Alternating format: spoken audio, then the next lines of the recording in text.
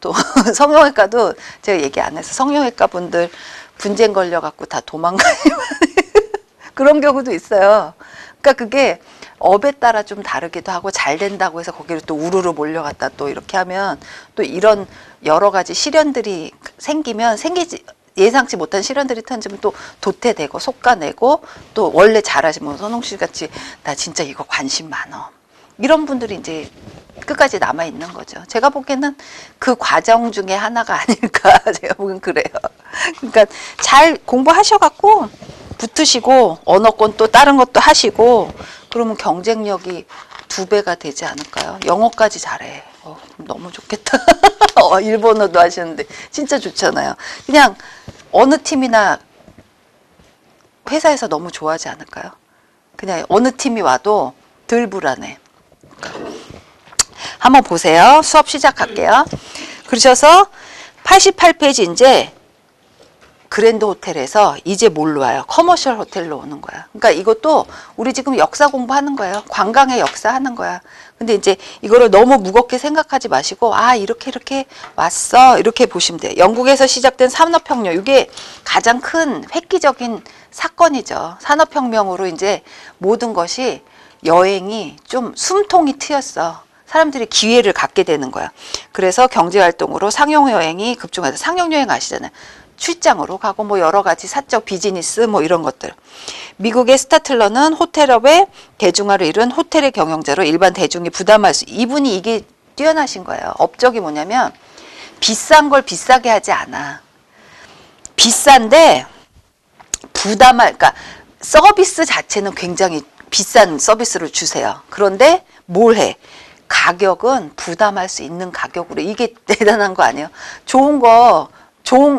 비싼 가격으로 누구든지 팔아. 그런데 어떤 게 중요해? 일반 대중이 부담할 수 있는 가격으로 세계 최고의 서비스를 제공하고자 했다는 게 이분이 업적인 거예요. 특징은 이용자 대부분이 상용 목적으로 여행을 하니까 저가격의 범위 내에서 양질의 시설과 서비스를 제공하기 위한 방안이 연구되었고, 그래서 그렇게 함으로써 호텔의 수익을 어떻게 해요? 고려한 거예요. 그러니까 이분은 어떻게 하면은 이 생각이 앞서겠죠. 좋은 서비스로 적당한 가격, 저렴한 가격에 드리려면 어때요? 일단은 서비스가 균일화되면서 어떻게 해요? 어떻게 과학적으로 운영을 할 수 있는지 이걸 공부하지 않으셨겠어요? 일단 시설도 어떻게 돼? 서비스를 잘할 수 있도록 바꾸는 거야. 그리고 어떻게 돼? 직원들이 낭비하는 법이 없는 거죠. 시간 낭비, 그러니까 동선도 고려하고 여러 가지들을 다 이분이 관리를 했다는 게 중요한 거예요. 그러면서 현대 호텔로 들어와요. 2차 세계대전 이후 스타틀러는 언제까지 사셨어요? 1900년대 초반까지 사셨어요. 한 30년, 28년까지. 그런 다음에 2차 세계대전이 있으면서 대규모 호텔들이 필요로 하죠. 아무래도 전쟁이 한번 뒤집어지면 여러 가지 진짜 생각지 못한 수요들이 필요하다면 관광 호텔도 필요하죠. 왜냐면 막 사람들이 계속 그냥 섞여버리잖아요. 전쟁으로 인해서 뭐 왔다 갔다도 하고. 그러면서 세계 2차 대전 후 쉐라톤과 힐튼이라는 분들이 다 이름이에요. 여러분 힐튼가 아시잖아요. 쉐라톤도 사람 이름이었죠. 그리고 이분들이 이제 체인화가 시도되는 거예요. 이게 호텔이요. 체인화 할 수밖에 없어요. 제가 얘기했잖아요. 호텔 하나 세워갖고는요. 도저히 타산 수지를 못 맞춰요. 어때요? 이거 지금 돈으로도 막 몇천억 몇백억 들잖아요. 몇백억은 뭐 호텔이란 말도 할 수도 없고. 그러면 일단은 체인이 뭐야? 내가 지은 호텔도 있지만 어때요? 어떤 호텔을 사들이거나 어떤 형식 체인 그 계약을 맺어서 우리 호텔 이름을 넣는 거야. 그럼 내가 일부 그 돈 안 들여도 되잖아요. 그냥 비싸게 몇천억 들여갖고 호텔 안 지어도 되잖아. 그러니까 힐튼하고 쉐라톤은 그러면서 몸집을 늘리면서 이걸 시도하는 거죠. 규모의 경제. 아시잖아요. 아주 쉽게 얘기하면 기념품 샀어. 100개 맞힐 때하고 1000개 맞힐 때하고 가격이 틀려져. 그렇잖아요. 규모의 경제 뭐야? 우리 호텔 하나 하는 거하고 여러 호텔을 거느리겠어. 무슨 체인하건 뭐건 간에. 그러면서 여러 가지 물품이라든지 이런 것도 다 대량으로 같이 맞추는 거예요. 필요하잖아. 제일 필요한 거 그거잖아요. 여러분 딱 가면은 호텔 가면 누굴 제일 많이 쳐요? 방에 들어갔어. 저는 타월하고 제일 많이 만나는 것 같아요. 일단 호텔 들어가면 손부터 씻잖아요. 대부분 손 씻으려면 타월 필요해. 그런 것들 보면 체인에서는요 다 로고 찍혀 있잖아. 뭐 찍히고 뭐 그러니까 그걸 다 대량으로 구매하는 거야. 아무래도 대량으로 구매 설비나 이런 것들을 하면 가격이 좀 내려가잖아요. 그러니까 이분들은 하나 갖고는 이게 도저히 안 돼. 그래서 이제 예를 들어서 제주도 지금 막 많이 빠지고 있잖아요. 그 중국 자본도 많이 빠지고 있고 이런데 제주도 같은 경우도 제주도에 있는 호텔들이 있어요. 그 호텔들은 그러면은 저 호텔이 타산이 맞을까 이런 생각하게 되죠. 왜냐하면 제주도 같은 경우는 겨울이 길잖아요. 그러면은 도대체 저 호텔들이 가보면은 평일날 가면은 만 객실이 다 투숙이 깨기 있는 경우가 며칠이나 되겠냐고요. 솔직히 말하면 비수기 때. 그러면 도대체 그거 갖고는요 운영 못해요. 그러면은 그 무슨 호텔 신라 뭐 이런 많잖아요. 그런 체인점들은 거기 하나만 하면은 그게 살아남았겠어요? 벌써 도산하고도 남지?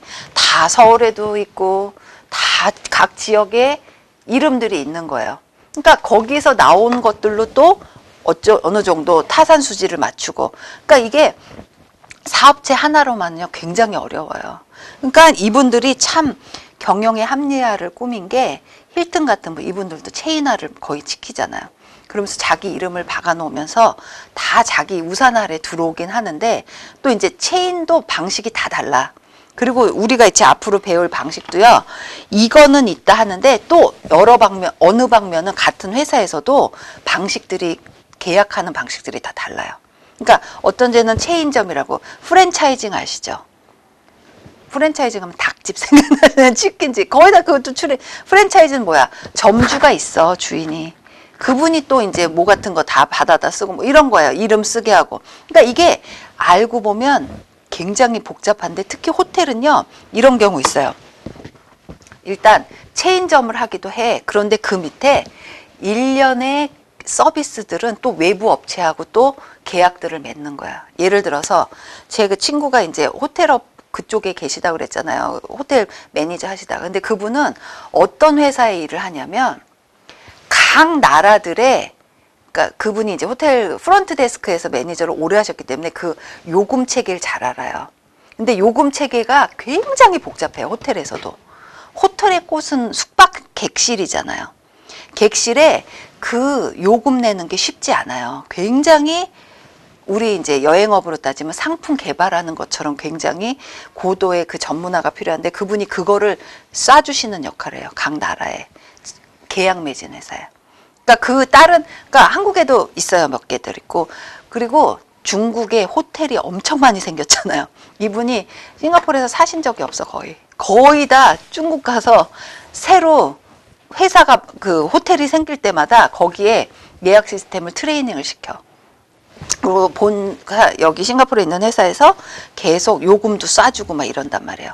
그러니까 이게 보면 규모의 경제인데 우리 회사 호텔이 처한 현실에 따라서 계약 관계가 다 다르단 말이에요.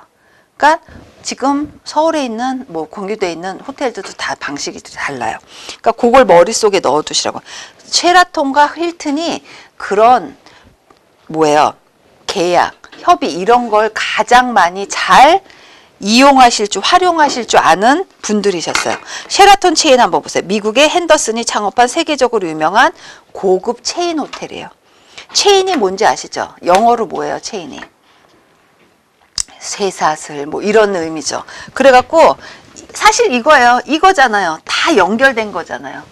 체인이 이거죠. 뭐 다 연결된 거죠. 뭐 뿌리 하나에. 그래서 제2차 세계대전 후 1970년대 이르기까지 힐튼 체인과 미국의 호텔 업계를 양분하는 세력으로 군림했어요. 그래서 우리 호텔을 내가 많이 안 가봐도 서울에서 호텔 갈 일이 뭐가 있겠어요. 저기 그렇잖아요. 한국에 살면서. 외국 갈 적에 쉐라톤 호텔, 힐튼 호텔 이 얘기는 거의 다 많이 들어보셨을 거예요. 그래서 체인화의 수법은 매수예요. 매수가 뭐예요? 사들이는 거예요. 이건 거예요. 자기가 짓지 않았어. 셰라톤 이분도. 지으려면 돈이 얼만데. 짓지 않고 조금 경영난에 빠지거나 매각 의사가 있는 회사들에 접근해서 소유를 하게 되는 거예요. 핸더슨 사회는 거대 복합기업인 ITT한테 이제 매수됐는데, 그러면서 이제 그 이름은 이어져 오는 거죠. 힐튼의 경영 방식을 한번 보세요. 호텔의 체인 하시다. 스타틀러 이분들은 막 그 호텔의 대부 뭐 이런 아버지 이런 분들도 막 합병 많이 했어. 그래서 스타틀러와의 합병도 막 시도하고 막 이랬던 분이에요. 그러니까 이분들은 사업이 될 만한 것들은 어때? 진짜 기업 사냥꾼처럼 하는 거죠. 근데 기업 사냥꾼은 조금 나쁜 이미지잖아요. 근데 이분들은 나쁜 이미지로 뭐 이렇게 호텔을 막 사고 막 무분별하게 산 게 아니고 딱딱 맞게, 목적에 맞게. 요거 중요해요. 매니지먼트 컨트랙트예요. 이게 뭐냐면 매니지먼트만 계약을 맺는 거야. 이런 경우 있죠. 나는 우리 호텔에서 이 호텔을 내 소유로 갖고 싶어. 지금 경영이 심각해도. 아니면 어떤 부분은 우리가 서비스를 못 하겠는데 그래도 나는 이 소유를 가지면서 어떻게 경영을 하고 싶은데 방법이 없는 거야. 그러면 어떻게 돼? 어떤 일련의 서비스, 뭐 아니면 예약 서비스, 아니면 무슨 식음료 서비스 이런 거를 어때요? 외부 업체들하고 계약을 맺는 거야. 그게 매니지먼트 컨트랙트. 아니면은 경영 자체를 전문 경영인한테 맡길 수도 있어. 그럴 수도 있잖아요. 우리 아버지가 경영자인데 갑자기 돌아가셨어. 자식들은 호텔 경영을 몰라. 이럴 경우는 어때? 껌껌이 계약 맺는 거예요. 그래서 지금도 그런 얘기 많잖아요. 아버지가 했던 거 자식이 물려받는데 도대체 이게 경영을 몰라. 그러면 호텔은 특히 뭐가 많아요? 가족 경영이 많잖아. 그래서 문제가 생기는 거예요. 투명하지도 않고. 그러니까 어떻게 돼? 이분은 외국하고도 많이 한 거야. 그래서 매니지먼트 컨트랙트 등의 국제적 협력을 통해서 호텔 산업을 국제적으로. 그러니까 지금 보면 한국에도요, 힐튼 호텔 있잖아요. 저기 남대문에. 거기도 다 이 체인화 한 거예요. 매니지먼트 계약 맺은 거예요. 컨트랙트 계약이란 거 아시죠? 영어로. 컨트랙트 굉장히 중요해요. 보통 이 계약으로 인해서 이제 사업은 무조건 계약이죠. 우리 H투어하고 여행사 계약 맺었어. 대리점. 계약해야 되지 않아요? 그래서 H투어 중심으로 상품을 팔기로 하고 어떻게 해요? 거기서 상품 오고 그 정도에 팔면 약속한 대로 계약에 의해서 협약에 의해서 컨트랙트에 의해서 수수료 또 받아야 되는 거죠. 그러니까 이 힐튼은 이 매니지먼트 컨트랙트를 굉장히 이용을 잘 하신 분이에요. 그러니까 미국 내에서만 하지 않았어. 어떻게 외부 국제적으로 그걸 다 확대를 시킨 거예요. 그리고 호텔 빈 공간 등을 사용하여 최초로 외주 전문 음식점. 굉장히 똑똑하신 분이죠. 왜냐면 1층에 보통 호텔을 들어가면 예전에는 로비에 아무것도 없었어. 그냥 예약만 받았고 체크인 체크아웃만 하고 사람들 있다가 이제 나가고 이러셨는데 이분이 뭐 했어? 외주 그 사공간이 많잖아요. 사는 뭐 죽은 공간이 많았단 말이야. 거기를 어떻게 돼? 외주 음식점을 들여놓기 시작한 거야. 그리고 어때요? 아케이드 뭔지 아시죠?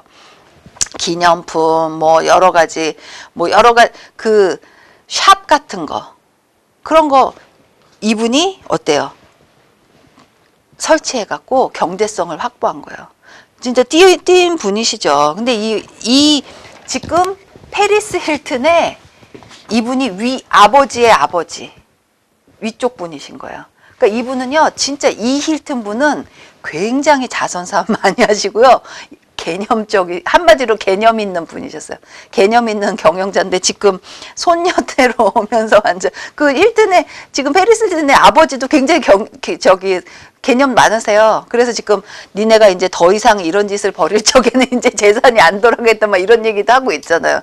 그러니까 이분들은 굉장히 합리적이고 또 미국 경영가들이 굉장히 합리적이신 분들이 많아요. 보면 따로 지금 한국에서도 그런 걸 이제 최근에 많이 들여왔는데 미국에서 경영학을 공부하면 꼭 경영자 수업이 따로 있어요. 그게 엔트레프레너십이라고 해갖고 경영자들이 어떻게 경영을 하고 있는지 따로 코스가 있어요. 경영학 배우는 사람. 그러니까 그게 뭐냐면 아예 경영자들이 뭘 했는지만 공부를 하는 거예요. 이 사람들이. 그러니까 그 미국은 아무래도 좀 후발주자잖아요. 영국 청도교들이 건너간 나라니까 후발주자니까 경영자적 그 개척 정신들이 있어. 그리고 무조건 자기만 돈 버는 게 아니야. 그게 이제 한마디로 표현하면 그건 거예요. 돈을 벌지만 사회의 환원도 잘해. 그렇잖아요. 그러니까 그게 이제 미국의 정신이라서 힐튼 이런 분들은 사실 스타틀러도요, 호텔 이렇게까지 안 해도 되지 않아요? 그냥 좋은 호텔 져갖고 비싸게 받으면 돼, 사실. 근데 이분도 굳이 안 그래도 되는데, 그 엔트레프레너십이 발동을 한 분인 거죠. 어떻게 하면은 고객한테 저렴하게, 근데 저렴하게 드린다고 해서, 서비스를 드린다고 해서 비싸게 받으면 안 돼. 그걸 자꾸 연구하신 분들. 그게 미국의 제가 보기에는 호텔 커머셜 호텔 아시잖아요. 커머셜이 뭐예요? 상업적이야. 그런데 이 안에는요, 좀 저렴하고 조금 뭐예요? 막 부티나고 이런 건 없어. 우리 지금 쓰는 말로. 굉장히 막 고가 이런 느낌 없어. 이 커머셜이란 말 자체 안에 상업이란 말이지만 좀 뭐예요? 실용적이고, 그 다음에 도시적이고, 그 다음에 좀 저렴하고, 서민적이고, 요런 말, 그 느낌이 들어가 있는 거예요. 그러니까 굉장히, 뭐랄까? 막 그냥 규모가 크고, 너무 막 거대하고, 막 그냥 번쩍번쩍하고 이렇지는 않지만, 어때요? 굉장히 실제적이고, 합리적이고, 이런 느낌이 들어가 있는 거예요. 그러니까 그게 아예 커머셜 시대가 온 거야, 20세기에. 그러면서 2차 대전 지나면서 이제 현대 호텔로 온 거예요. 그러면서 이제 힐튼의 그 호텔 경영 방식에 있어서 회계 관리와 종사원들의 동선 관리, 이거 되게 중요하죠.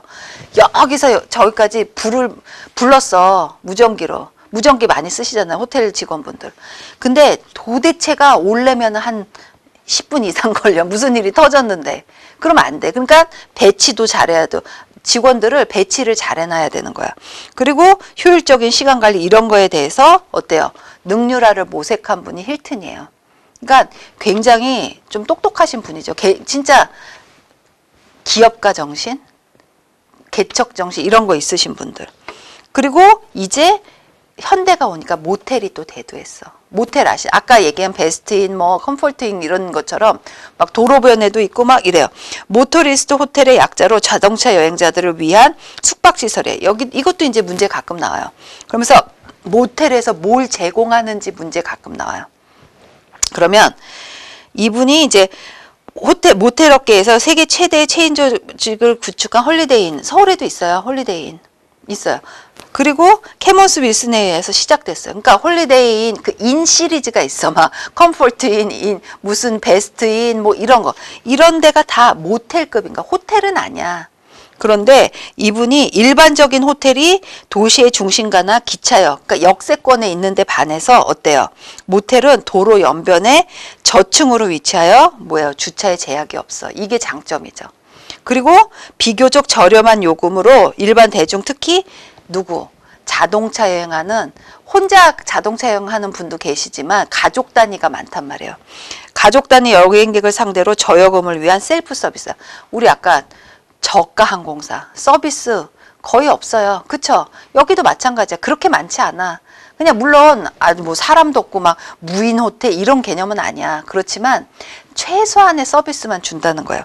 그리고 일반 그 셀프 서비스를 제도를 도입했어요. 프랜차이즈 방식인데 이 셀프 서비스, 이 장점이 팁이 불필요해. 호텔 가면 어디 가나 팁 줘야 되잖아. 팁 드려야 되잖아. 그리고 사전 예약도 불필요해. 웬만하면 무슨 성수기 아니고선요, 사전 예약 안 해도 돼요. 그냥 지나가다 들어가면 돼. 그리고 편리한 주차시설, 자유롭고 안전한 분위기, 규격화된 서비스로 등록 절차. 그러니까 이런 쪽엔요, 동선도 되게 중요하고 서비스 자체를 굉장히 빨리빨리 움직여야 될 거 아니에요. 왜냐면 비용, 다 오래 걸리면 비용이란 말이야. 그러니까 등록 절차도 간편해. 기타 시설 활용에 용이해. 그러니까 저는요, 처음에는 그런 모텔 좀 그렇지 않나? 좀 불안전하지 않나? 이렇게 생각했는데 진짜 가면요, 굉장히 좋아요. 그렇다고 화려한 서비스가 있는 건 아니지만 굉장히 가족들이 가기엔 너무 고즈넉하고 좋아요.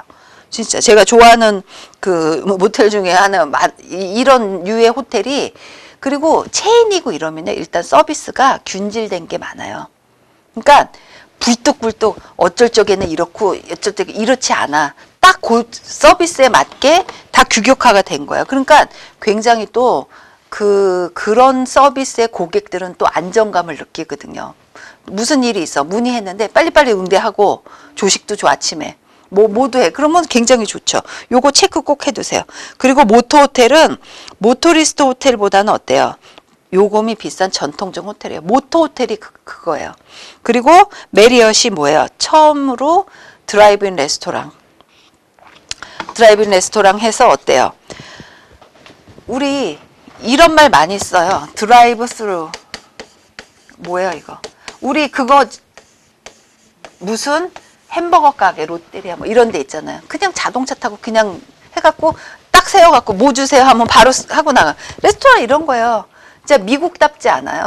저는 그 서비스들 보면 미국 냄새가 폴폴 나는 데들이 있어요. 그런 서비스 굉장히 중요하죠. 왜냐면 자동차 타고 뭐 물론 이제 시간에 안 쫓겨서 그냥 아 그래 이것도 먹어보고 저것도 이런 것도 있지만 또 이런 거 있어요. 제가 이제 식구들하고 한 좀 예전에 한 정말 한국 분들이 미국 여행을 안 왔을 적에부터 다녔던 적이 있거든요. 저희 가족이 거기 살아서.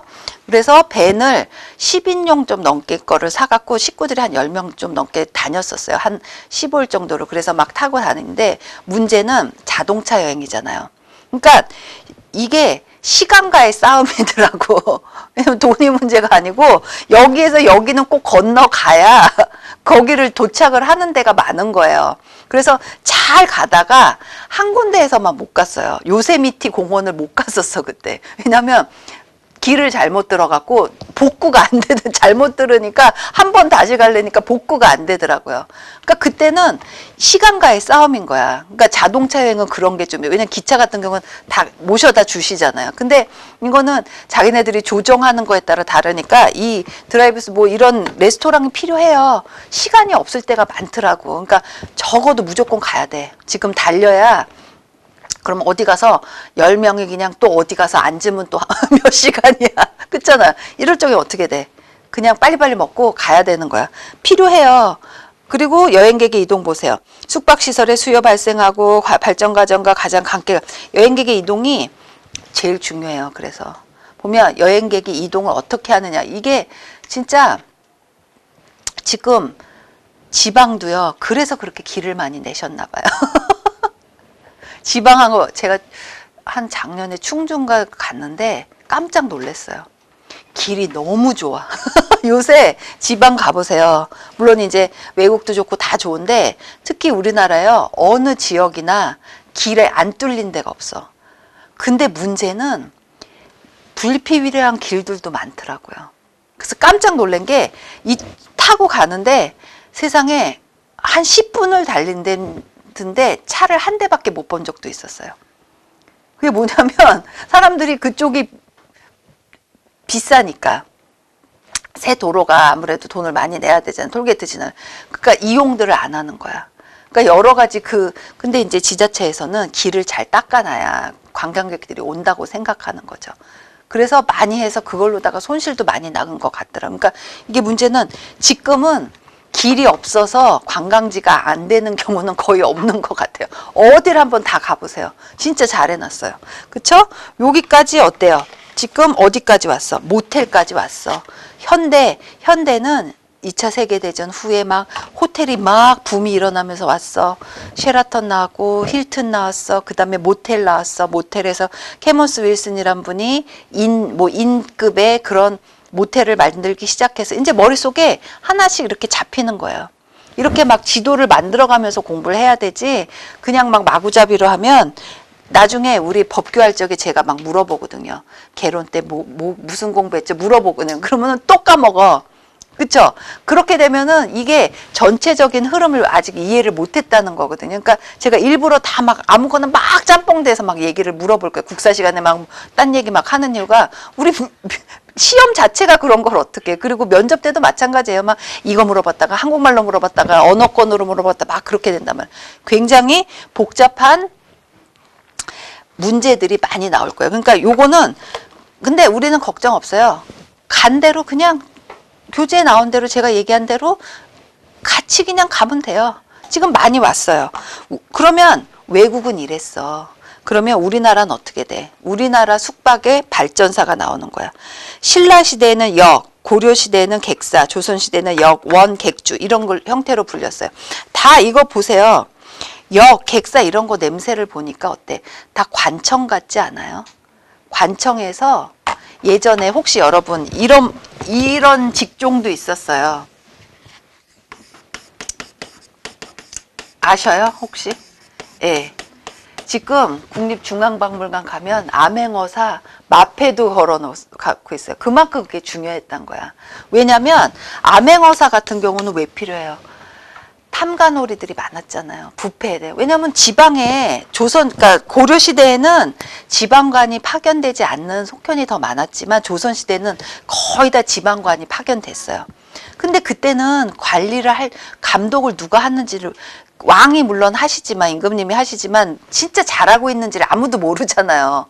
상소가 올라오기 전에는. 그러니까 이분들 가장 측근의 신하를 가장 믿을 만한 사람을 보내는 거야. 근데 문제는 이분도 나중에는 타락해서 신분이 노출도 많이 되고 이분 자체가 그 탐관오리들하고 결탁한 분들도 많이 생기고 있긴 해요. 그런데 국립중앙박물관에 이분이 완전 나와 있잖아요. 이분이 마패만 갖고 다니는 게 아니에요. 마패 뭔지 아시죠? 말 그림 그려져 있는 거. 그게 뭐예요? 말을 바꿀 수 있다는 거란 말이에요. 거기 3개, 2개 막 이렇게 그려져 있잖아요. 많을수록 좋지 않아요. 그러니까 이 신라시대 이런 데가 다 그분들이 묵으셨던 데가 관청에 소속된 데도 많았어요. 그러니까 결론적으로는 나라에서 필요한 분은 왜냐면 예전엔 다 무조건 말로 가야 될 거 아니에요.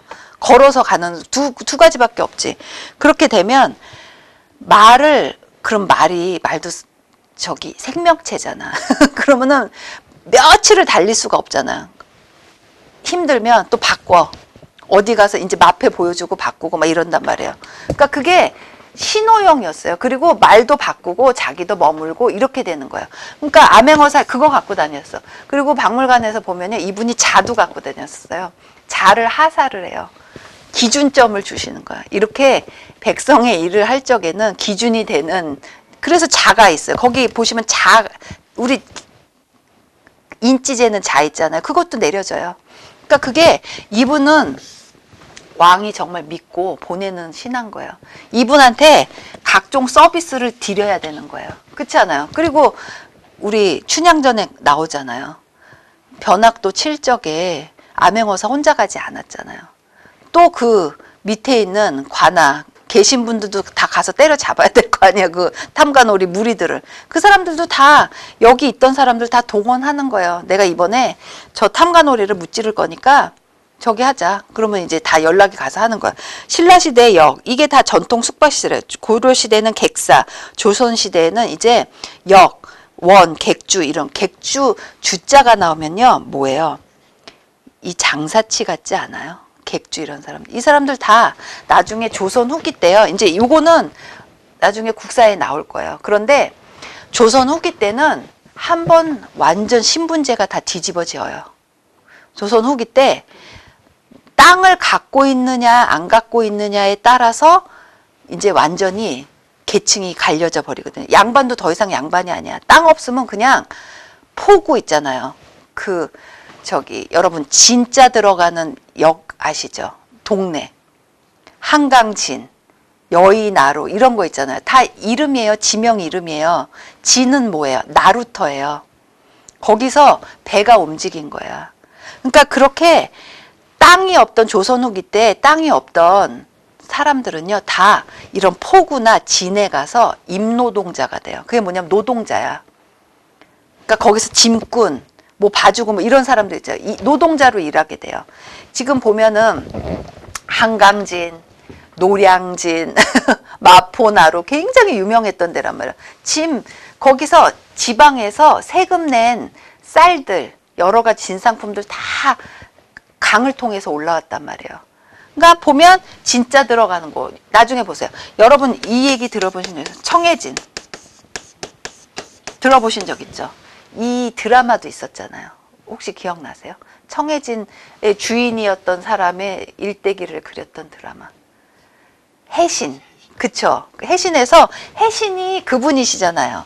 하면 딸려 나와야 돼. 장보고. 그쵸? 청해진이 지금 어디예요? 김 많이 나오는데. 완도. 그러니까 청해진은요, 사실 완도인데, 청해진이 다, 무조건 완도가 아니에요. 청해진이라는 나루터 있잖아요. 완도에 있는 진이었단 말이야. 그럼 왜 진이야? 청해진에서 무역선이 활발히 움직였단 말이에요. 중국 가고 일본 가고 다 삼국을 연결했었어요. 그러니까 이거 진이 다 나루, 그 바다하고 관련된 거예요. 그러니까 완도지만 완도 안에 있는 청해진이었어. 거기서 보면 무역이 굉장히 발달하면서 이제 앞으로 나올 거야. 신라 때 장보고를 빼놓고는 무역을 말할 수가 없어요.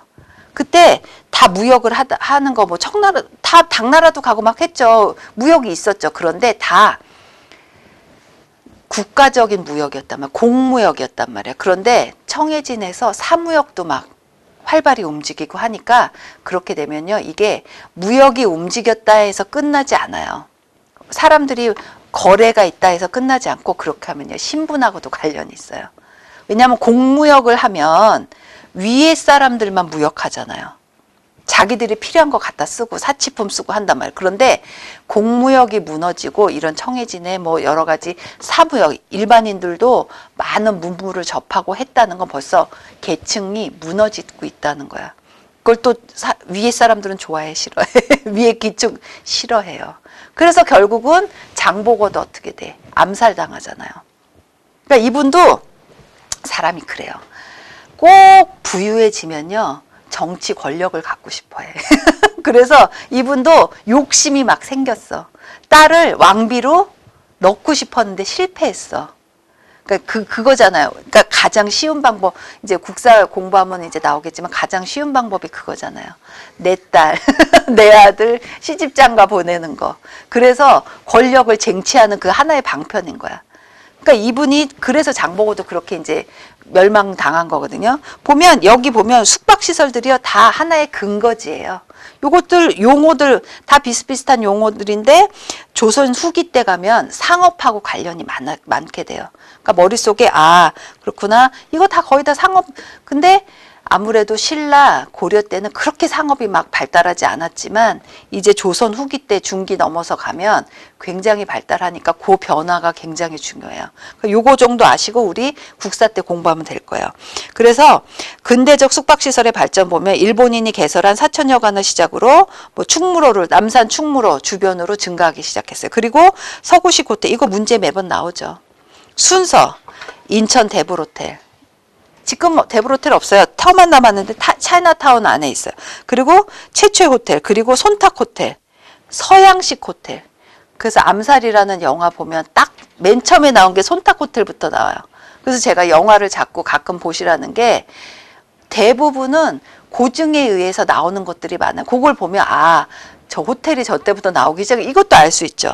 그 다음에 하남호텔 나오고 부산 신의주 철도호텔. 철도호텔은요 물자 이동하려고 만든 거죠. 사실. 그래서 아무튼 철도가 움직이면서 호텔도 필요하고 그러니까 부산 신의주, 그 다음에 조선호텔, 금강산 장안사호텔, 평양호텔, 최초의 상용 비즈니스 호텔인 반도호텔도 있었어요. 그리고 지금 명동에서 여러분 제가 그 자원들 공부하시려면 맵을 머릿속에 떠올리라고 그랬죠. 명동의 맵을 한번 떠올려 보세요. 시청을 기점으로 해서. 거기 그냥 완전 다 가지처럼 다 있어요. 시청 쪽에 조금만 넘으면 조선호텔 있잖아요. 조선호텔 뒤쪽으로, 그러니까 시청에서 보면 조선호텔 뒤쪽이야. 옆쪽으로 가면은 바로 뒤에 롯데 호텔하고 롯데 백화점 있어. 그 길 건너면 명동이야. 그쵸? 명동 성당 있어. 뭐, 그 다음에 그쪽 다 남대문 가는 회연상가 이런 데 아니에요. 명동에서 다 연결된 거예요. 그러니까 머릿속에 딱 이제 나와야 돼.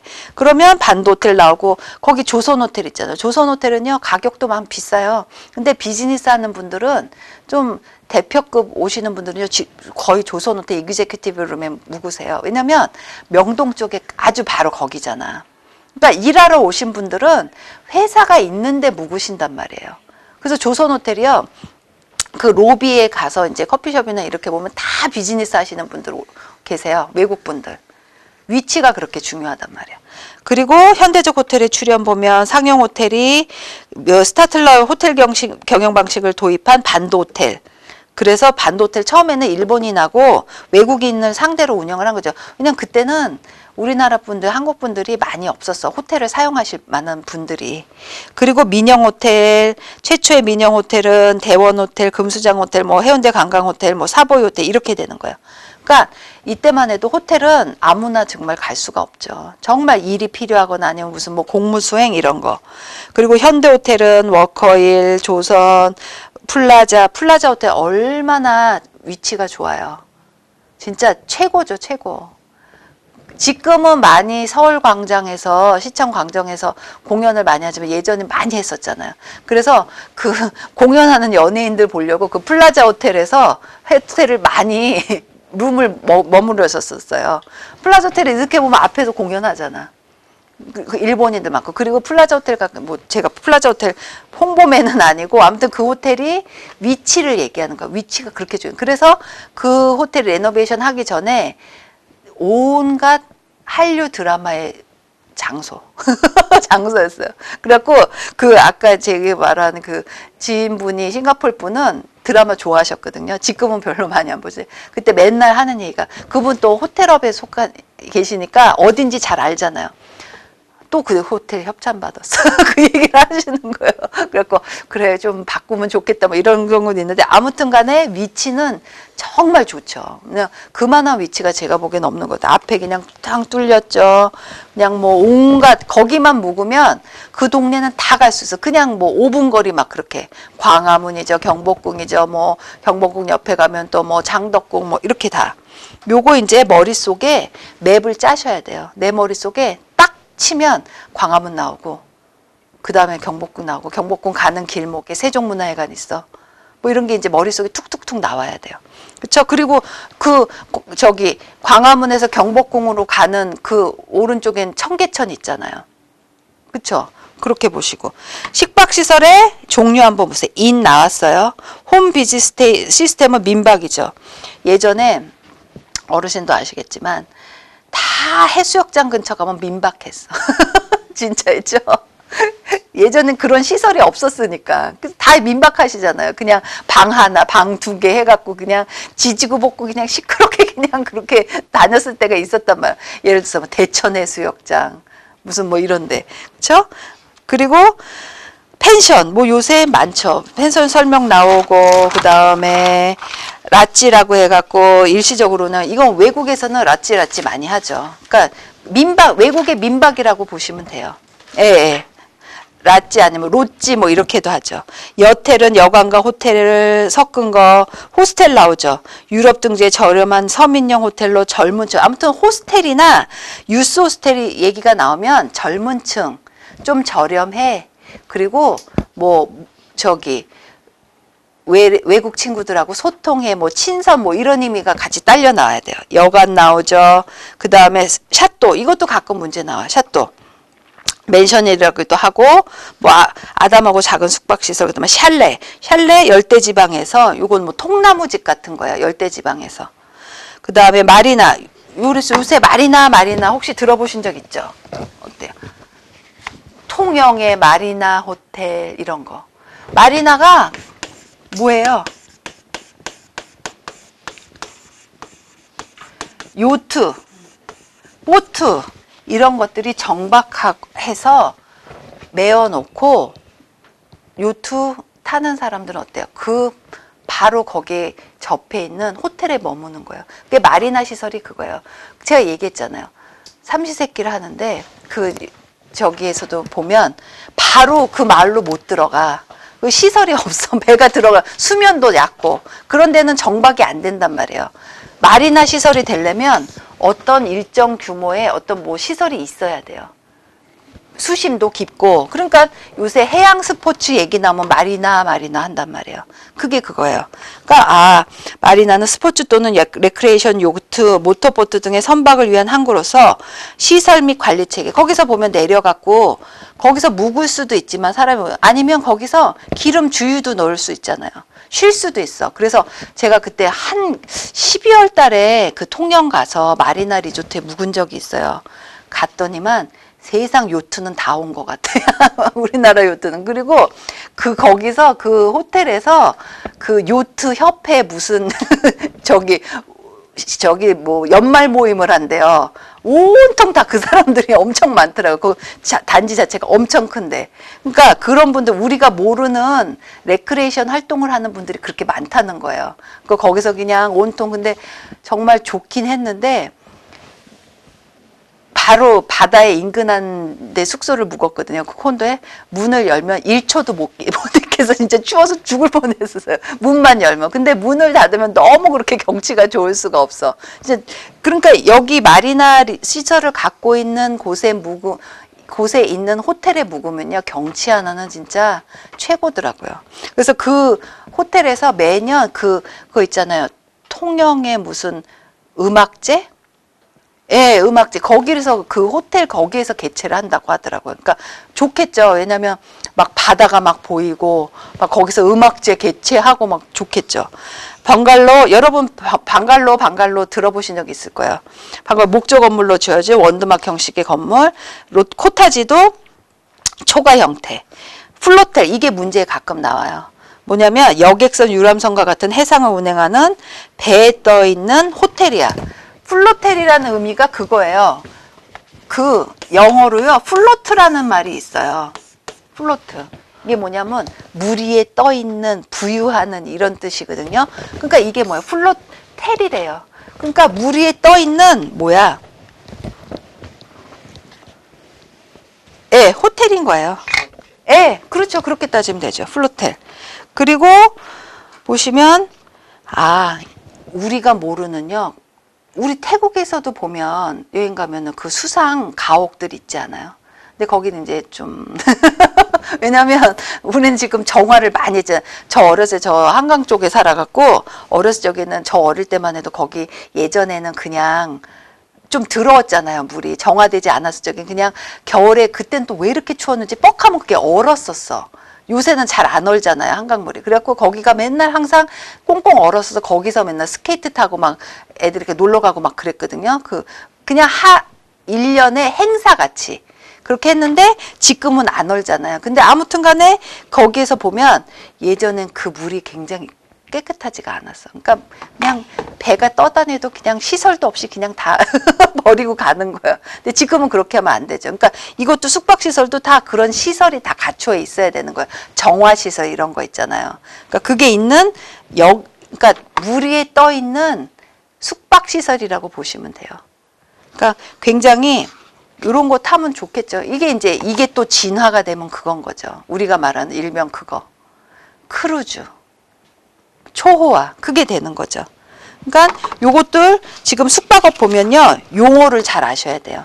용어를 정확히 아시면 굉장히 좋아요. 잠깐 쉬고 할게요.